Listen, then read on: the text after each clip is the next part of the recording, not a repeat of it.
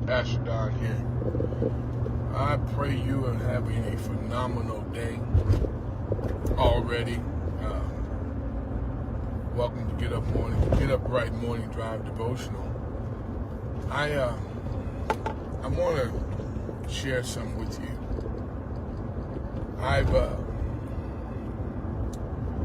I enjoy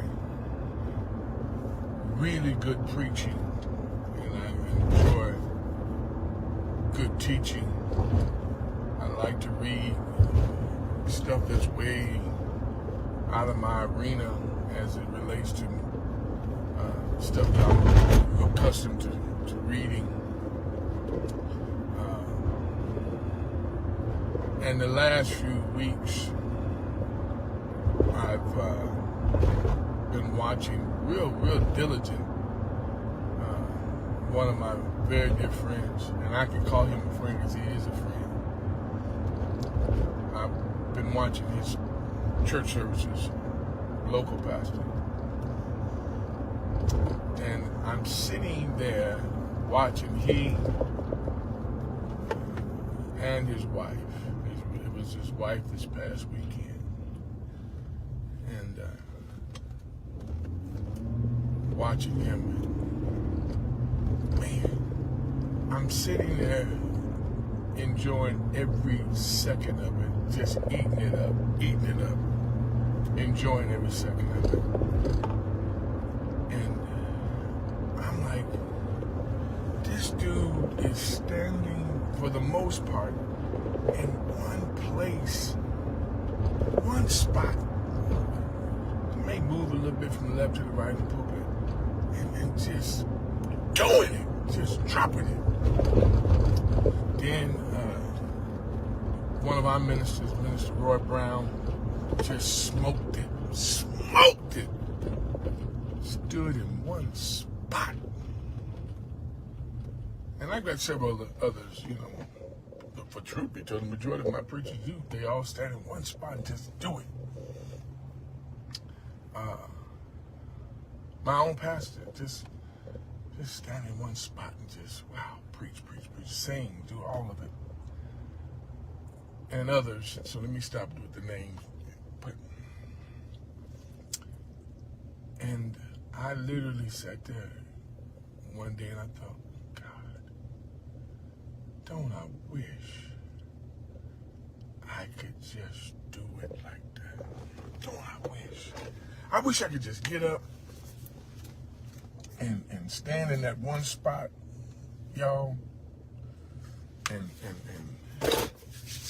do it like these cats do it, and they do it so eloquently and so they're really good at it. They're good at what they do. I mean, good at what they do. And I sit there and I'm thinking, God, I wish I could do that.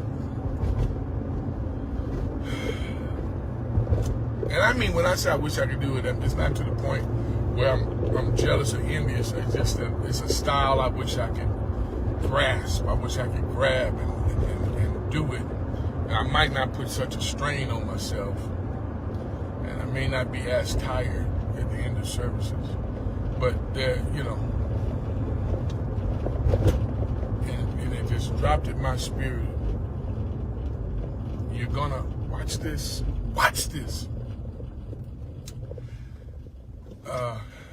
Let me add some more to this. Then the same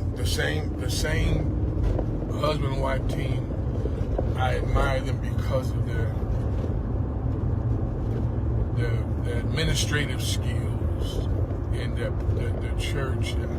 I admire them for the way their place looks. I admire their money management skills. I love everything about what they do. The way they roll, they roll first class. I got some preachers I went to lunch with. These dudes, man, they got it together.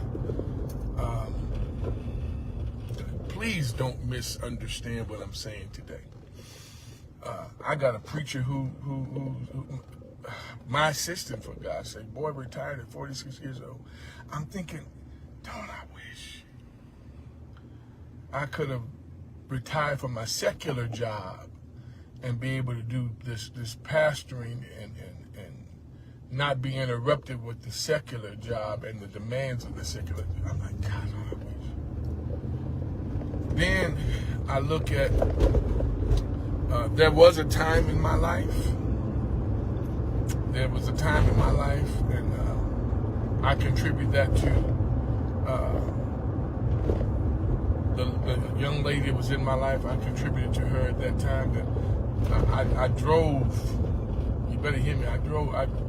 Every vehicle, man, it was laid out. That was what, you know, from the auto start, before auto start became a norm now.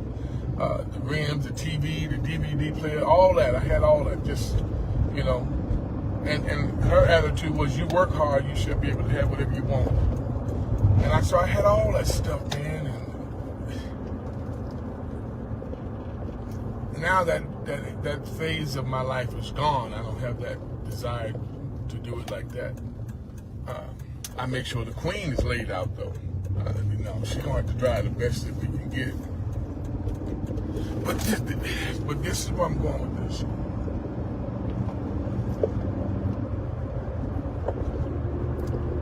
It just dropped in my spirit, so boom.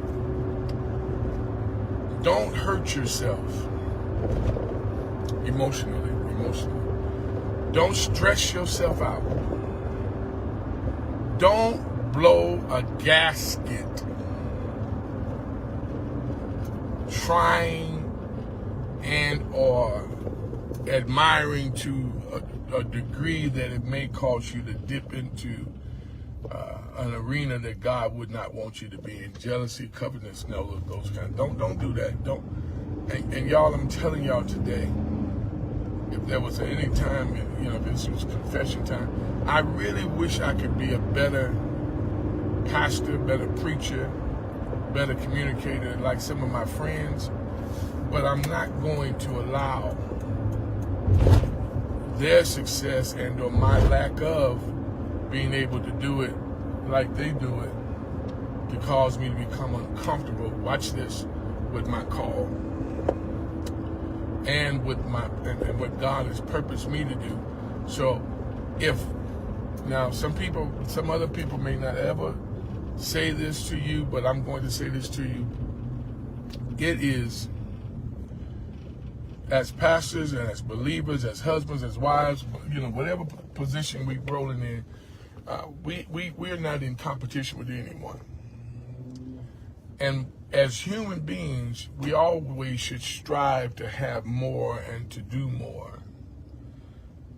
And when the queen sees this, she'll be like, boy, please, we you know, don't think like that. You know, because she's very optimistic. What I'm saying is, there was a time in my life when I wouldn't let you, whoever I was rolling with, I would try to stay 2 steps ahead of you and or right on the side of you. I wouldn't let you try to outdo me. Unsaved, preaching unsaved, because now you're jealous and coveted. Now, man, don't fall for that, y'all. Don't fall in the okie doke of that. Been there, done that, man. Been there, done that. Been there, done that. You'll be a better you. I promise you, you'll be a better you. And you won't put so much stress on yourself and on your family or on your bank account for that matter. Because some guys can.